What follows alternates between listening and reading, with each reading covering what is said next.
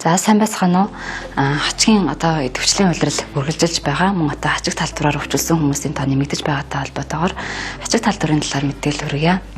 За Орхон аймагт одоо сүүлийн 3 сарын хугацаанд хачиг тазуулсан гих 100 гаруй хүмүүс үзүүлж зөвлөгөө авснаас алдартай тасагт 17 тохиолдол эвтэмжлүүлсэн. Одоо одоогийн байдлаар бол хачиг талбараар 3 тохиолдол эвтэмжлүүлж байгаагаас хачиг энцефалитын батлагдсан 2 тохиолдол хүн дээр биеийн байдал хүнд эвтэмжлүүлж байна.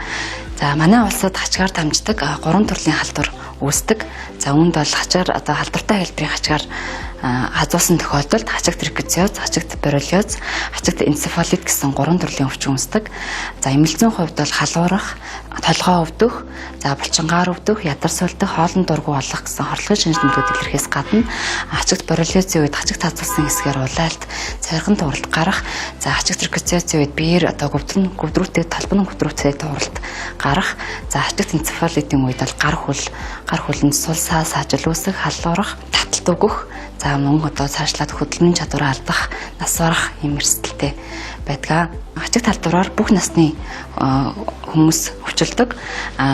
Ялангуяа одоо байгалийн голомтод газар буюу Сэлэнг, Булган, Хинти, Хөвсгөл, Архангай зэрэг аймагуудад хачгийн голомтод газрууд байдаг.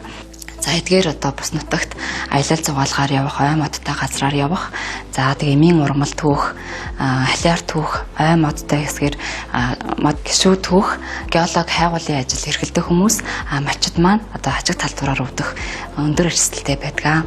За хачиг талбараас урьдчилан сэргийлэхийн тулд ой модтой хэсгээр явахдаа тод өнгийн битүү хувцас өмсөх, малгай өмсөх, за 1-2 цаг тутам за бие болон хувцанд хачиг наалцсан хэсгийг шалгах. За мөн хачигт одоо байгалийн голомтод газарт амьдарч болон ажиллаж хэрглэж байгаа хүмүүс маань хачигт энцефалитын эсрэг вакцинжуулалтанд хамрагдах шаардлагатай байдаг.